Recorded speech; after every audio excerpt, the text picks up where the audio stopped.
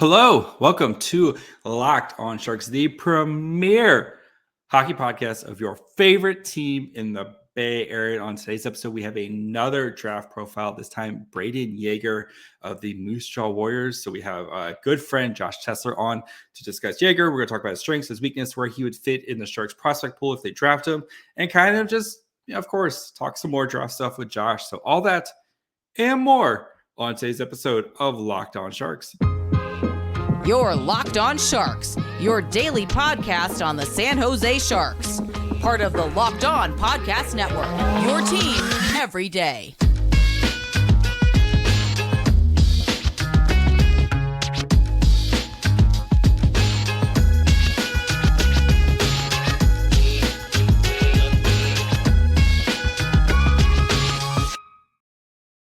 I'm your host, JD Young, formerly of Fear the Fin, RIP, and of San Jose Hockey Now. I want to thank you for making Locked on Sharks your first listen. We're free and available wherever you get podcasts. And of course, we cover your team every day. And today we have the great Josh Tessler of Smaht Scouting on to discuss one Brayden Yager and why he's he's kind of feels like he might be anywhere from like a 6 to type 12 type of guy. So we have Josh here to talk about him. First of all, Josh, how are you doing, buddy? I am doing good. I am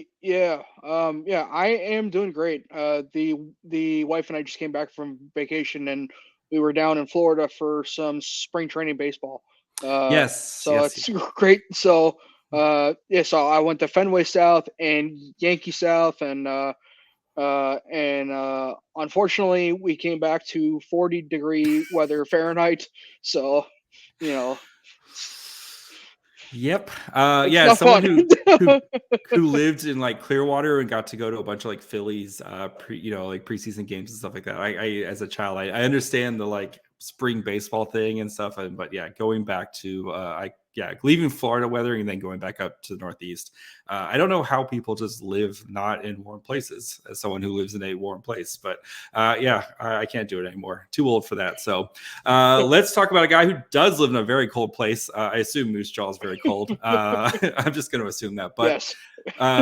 Brayden Yager. So we're going to, if you're new to the draft profiles, what we'll do is I'll kind of introduce him, talk about his stats and stuff like that. And then Josh will kind of give his expert analysis as somebody he just did a whole profile on for Smaht Scouting.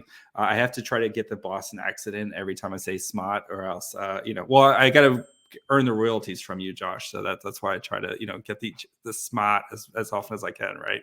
Yeah, I mean, I don't know. I mean, and even I don't really say it with one either. So it's it's for the brand, Josh. That's how you build a brand. Smaht Scouting.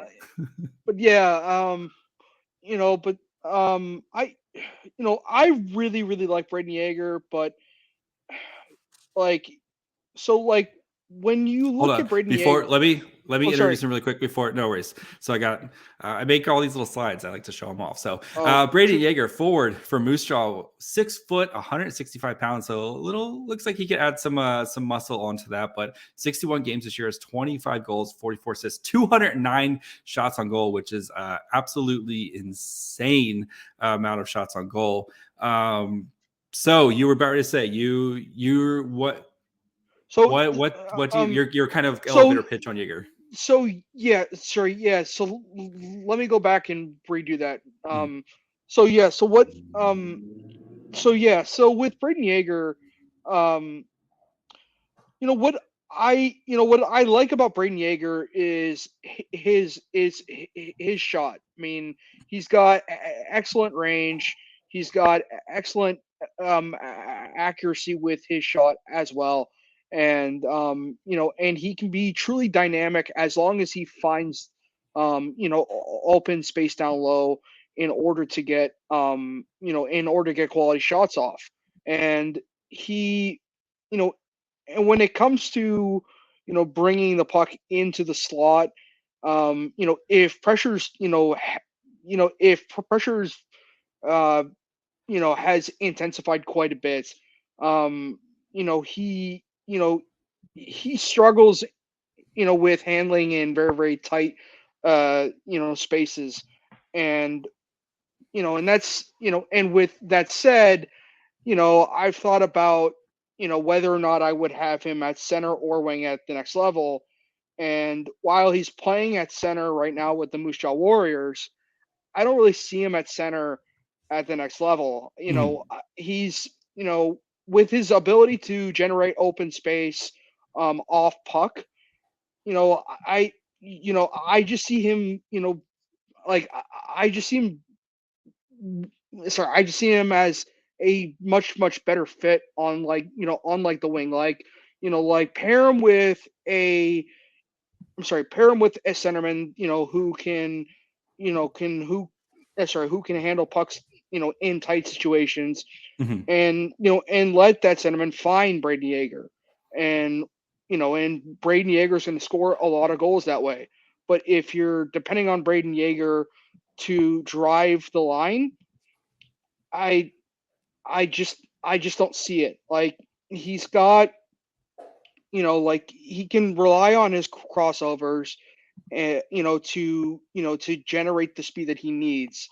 But, with that said, when he's on like the rush through the neutral zone, he very much thrives in situations where the pressure is just a little bit more, relaxed, and, and he doesn't have to and he doesn't have to stick handle, in very dicey, tight, situations as he moves the puck over the offensive zone blue line. And so, with that said, I he's a secondary, puck. I'm sorry, he's a secondary puck mover on, on his line. I would prefer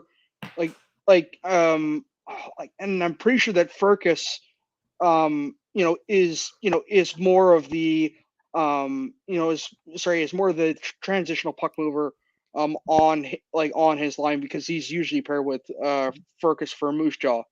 So, but it's not so. With all that said, I don't hate Brayden Yager. it's just more of Brayden Yager where the situation, the situation in which we see himself in right now, I don't think is a great fit at the NHL level, because I just don't see him as a center.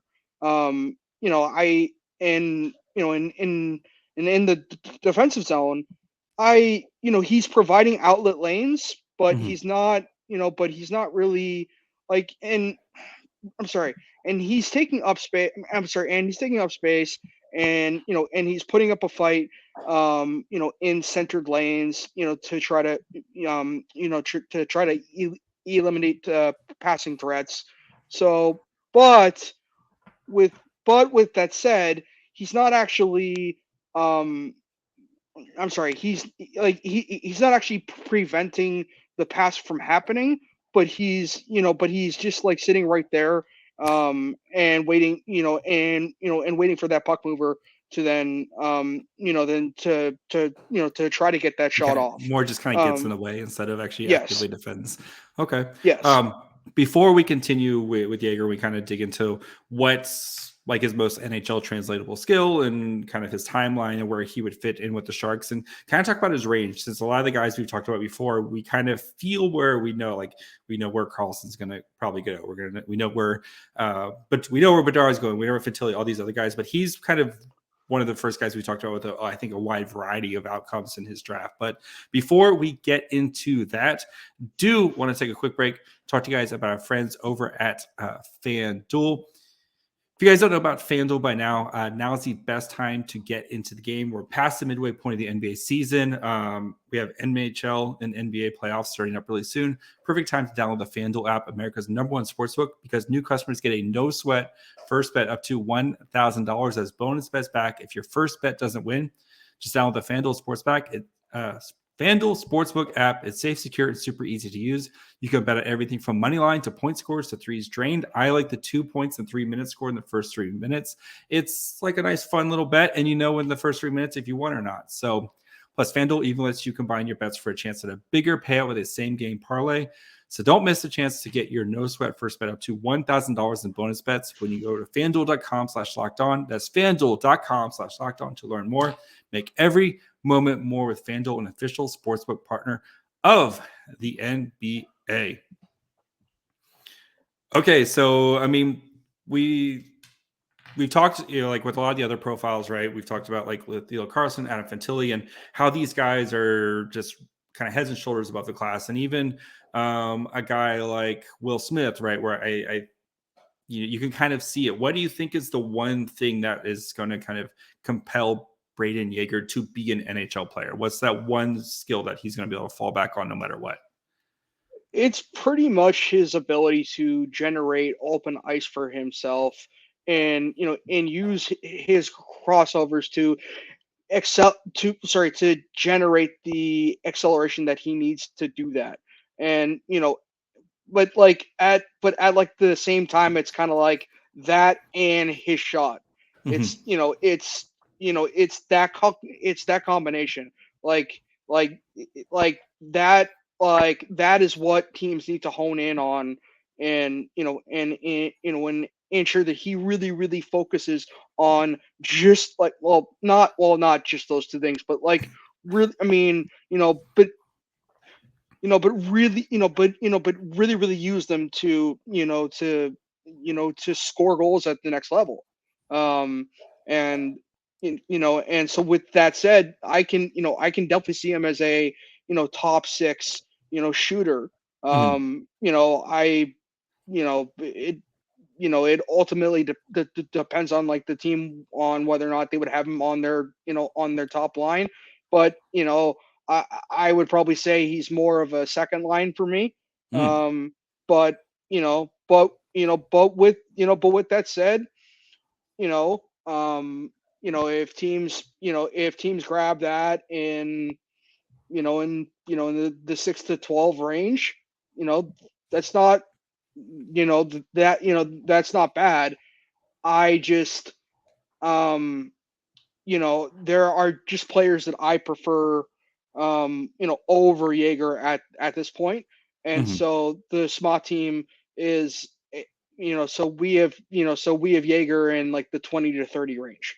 So, and JD, like, it just really comes down to like I really like Yager, but in terms of like the players that I want to draft, like I really want to draft like the, like the puck, like the puck moving guys. Like I don't want, well, sorry, like I prefer those guys over the guys that, are, that are, that can be more of a passenger, when when it comes to, when it comes to moving the puck up the ice. So with that said, over the years, I valued guys like, guys like Brad Lambert. So yeah. Well, you know how I feel about Brad Lambert. He's awesome. Yes. So I mean, yeah, because you talk about his range, like, just kind of peeking at some of the range, like he's up at like 7 and 13 and like 8 and 4. Like he's kind of all over. I think Elite Prospects has him at 23. What if maybe this is a guy with the Sharks' second pick? If you get him, if maybe he falls for some reason and you get him with the Devils pick, you're probably feeling really good about that pick there. But it seems like he's going to be probably a guy who gets taken at that border 10 to 15 range, most likely. And it kind of seems like he needs to have a center who can kind of do most of the work. And then he can kind of be the beneficiary of there. So if Yager hits his ceiling and becomes, clicks all the boxes, I think his big thing right now is he's probably got to put on some muscle and some weight, since seems like he's kind of a small dude. If he hits all the ceilings, everything like that, what type of player could he be if everything goes perfectly for him? Yeah, I mean, he's your shooter on your second line. He presents a pretty good power play shooter option as well. He's a guy that can, that can definitely score a lot of one-timer goals at the next level. And so as long as he generates the speed needed off puck, to get himself into those situations where he can score those one-timer goals, those backdoor goals, he's going to do well. It's just a matter of making sure that he's paired with the right with the right playmaking center, because because if Yagers further down in the lineup, he might not be as noticeable. So with that said, when Yager initially comes to the NHL, and he's playing, I don't know, probably third or fourth line minutes, just to ease him in. Yeah. You're not gonna see a lot of goals at first. But it ultimately depends on who theoretically the Sharks would have at that point at the NHL level.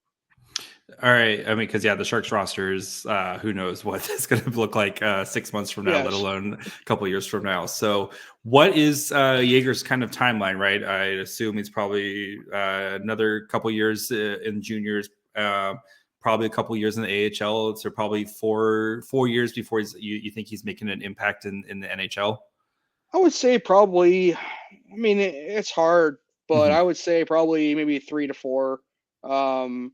But I mean, with that said, like the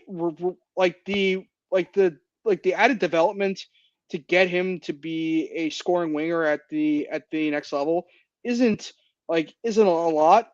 But I still, but there's still a lot of growth there.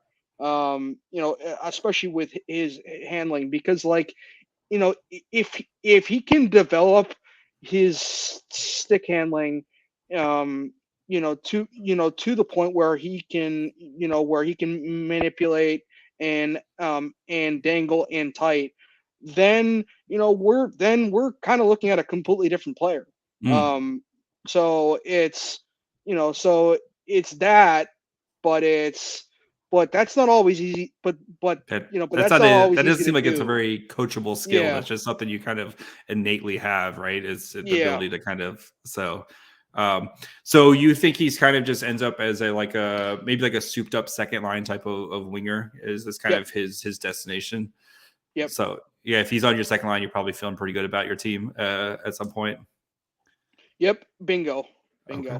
All right. Before we get into some kind of bigger talk of the draft with Josh, we're going to talk about the Carlson Michkov kind of. Seems like there might be some changing of the winds between those two, and just talk whatever else Josh wants to talk about the draft, since we haven't had him on yet to talk about the draft. Do you want to take a quick break and talk to you guys about the game to game? If you guys haven't checked out the Locked On Game to Game, we cover every moment, every top performance, every result. Locked On Game to Game covers every game from across the NHL with local analysis that only Locked On can deliver. So follow the Game to Game on Locked On NHL, available on the Odyssey app, YouTube, and wherever you get podcasts. All right. So, I mean, we know Connor Bedard's number 1, Adam Fantilli's number 2. I've had some people ask me if, since the Sharks have not picked, since the Sharks kind of have a little bit smaller guys, if the Sharks win they should pick Fantilli, and I'm just like, please stop. You're galaxy braining this. Connor Bedard's really, really good, right? Don't pick him over Fantilli, right? Yeah. Do not do that. It's like, I don't want to say it's like passing on like a Michael Jordan type of thing, but like you're picking one of the a generational player. If you're passing on a chance at a generational player, and Adam Fantilli is going to be amazing, but don't pick. I mean, I think that Bedard makes a sizable impact in his DY, and not in his DY, in his NHL rookie campaign. Like he could be a legit 20-goal scorer as a rookie, right? Yes. And then with Fantilli, I mean, like, with with with the development path that he's on right now, like, I could see him being a decent player in his NHL rookie year, but like, and I can also see him figuring everything out. And Yeah. but but with that said, I don't know. I don't feel as good about it as as I do with Connor Bedard, and like Don't just and pick him because he's big. Like that's Like I know yeah, Fantilli's a big guy, but like Connor Bedard is special. Like special. yeah. Anyway. And I mean, yeah, and I mean, you said 20 goals. I mean, I don't know.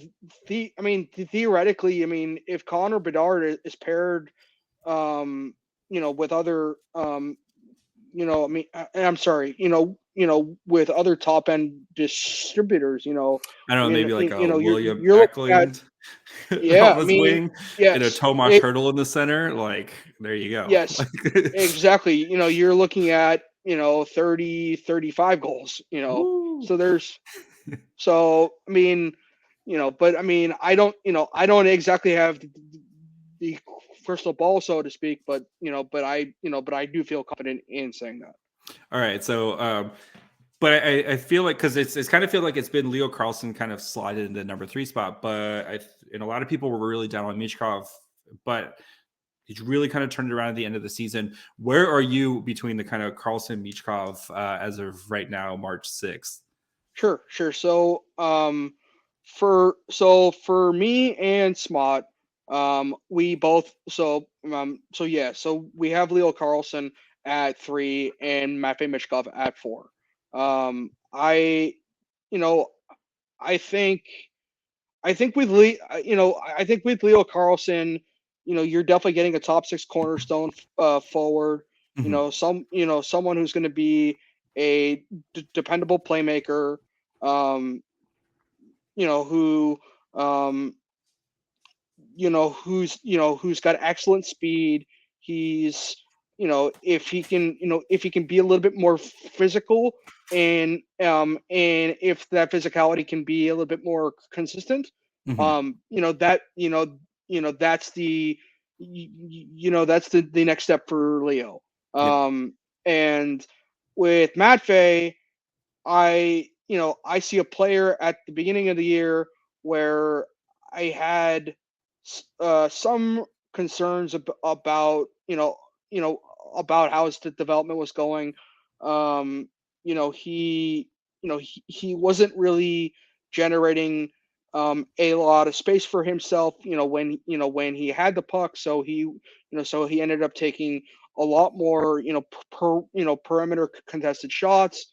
But and his scanning as well, was a concern for me as well. But with that said, after the loan to Sochi, um, Completely different player, right? yeah, It's completely different player. He's generating a lot of space for himself, in vulnerable, in tight areas, and and he's been doing really well for them. But I still, I still feel confident in saying that Leo Carlson is number 3 for me right now, and Matvey is number 4.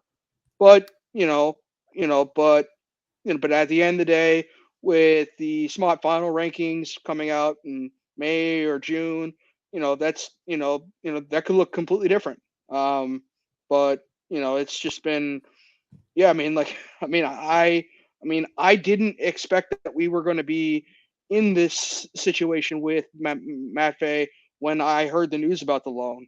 So so with that said, I have absolutely no idea where Matt Bay will be on the final rankings. But or where he gets drafted, because I mean there's so y- many like factors with him. yes, Like you could see like if from 3 to like 10 and you wouldn't be shocked, right? yeah. I mean, I definitely think that Matt Bay ends up, definitely being a top 5 pick. Mhm. I just um, you know, I just think that there are a lot of concerns with him for me where where he can be, somewhat similar to Brayden Yager in a way where he's not where he's not really the line where he's not really the line mover for me. And so with that said, I would end up leaning towards Leo Carlsson, as being my as being my draft target. Um, but but I definitely like what I'm seeing in Matvei as of late, and yeah, and as I said, he could, I mean, yeah, I mean, he could, I mean, he could be at 3, um, in these Smaht final rankings, but Mhm. I just don't know what to expect. I do not envy the GM who has number 3. That is that's gonna be a fun debate for the rest of the for that whole time. But get you out here a couple of questions here. So who's your favorite guy that we're not talking about? We, as in I guess the draft people, are not talking about enough right now. Oh, wow. It's me. I'm the I problem. I honestly haven't been looking at consensus lists lately. Mhm. Let me load up. Or just who's your favorite let guy me that like kind of maybe underrated guy, or like maybe like a end of the first, kind of beginning of the second, maybe one of those type of guys. So Sure. So, I very much like Grayson Sachin, mhm. of the Seattle Thunderbirds, and I'm actually working on his report as we speak right now, and I was actually aiming to get it done on Friday, but due to Vacation. due to vacation and that definitely, sorry, that did not happen. So That's so we've here all been so there. Like I'm out of town. This will have to wait till I get back. yeah, yeah. But yeah, so with Grayson Sachin, like, I like right now on my board, I'm sorry, I have Grayson ahead of Yager, and it's Mm, close for me. But with Sachin, I very much like his distribution. He does a great job of, of using limited space, to um, to complete passes. He's somewhat similar to Jaeger in which he's playing at center right now, but his handling in tight, um, isn't where I would want it to be. mhm, Um, but with that said, I I like his handling and his mobility combo, and I think that his I think that his development path to get his handling, um a bit better in tight, to generate space for himself. I think that there's a better chance of him hitting that than Jaeger. Um and so with that said, if Sachin can figure out the manipulation, and in how to combine it with the mobility, that's um that's what he's really, really missing. mhm, And so if he can get that, great. I mean, I see a great, like, I see a solid playmaking forward in him, and and one that I could potentially see, in a top 6 role.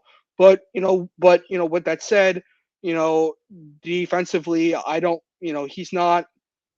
um, he's not exactly what I would want in a center. And so I would feel a little bit more, sorry. And so I feel confident, um, in him in a, sorry. And I feel confident in him as a winger instead.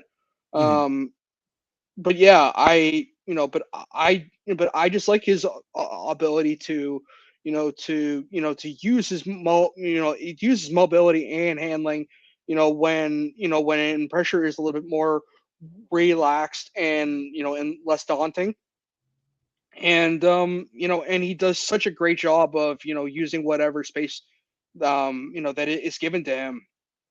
And I really think that he could be a dominant playmaker. Nice. So just draft him instead of Brayden Yager, and you'll get much better value. All right.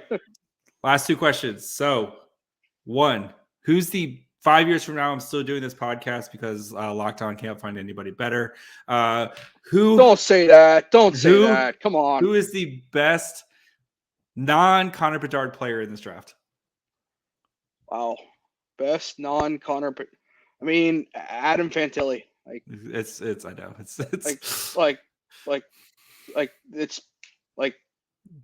yeah. I mean, I don't even need to ponder that for that long. Like, gut Adam Fantilli. All right. And where does Brayden Yager get picked? Brayden Yager get picked. Let's say 6. And you're gonna hate it. I mean, like, I'm not gonna hate it because, like, I don't know. Like, I expect it. Like, if I didn't expect it, I guess then I would hate it. But I mean, like, he's just not the guy that I would take at 6. I'm just giving you a hard time. That's all. Josh, you've said it all. Where can the people find you? They can find me at Josh Tessler _ on Twitter.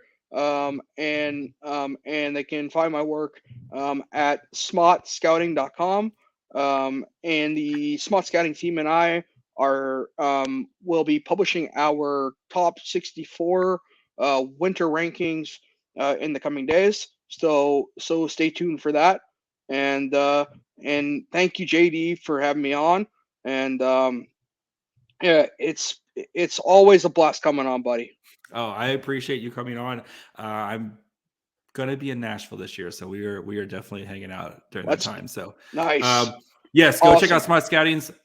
I love it because it's free. And Josh puts it out there for the people. So go make sure you guys check out also his podcast as well if you like prospects. So go check out Josh. You can follow me on Twitter at My Fry Hole, the show on Twitter, Facebook, Instagram at Locked On Sharks. Listen wherever you get podcasts. Watch on YouTube. Please subscribe if you haven't subscribed yet. Please do. That's the easiest way to get money directly into my pocket. And if you're, you must like me if you keep coming back and listening. So until next time, bye, friends.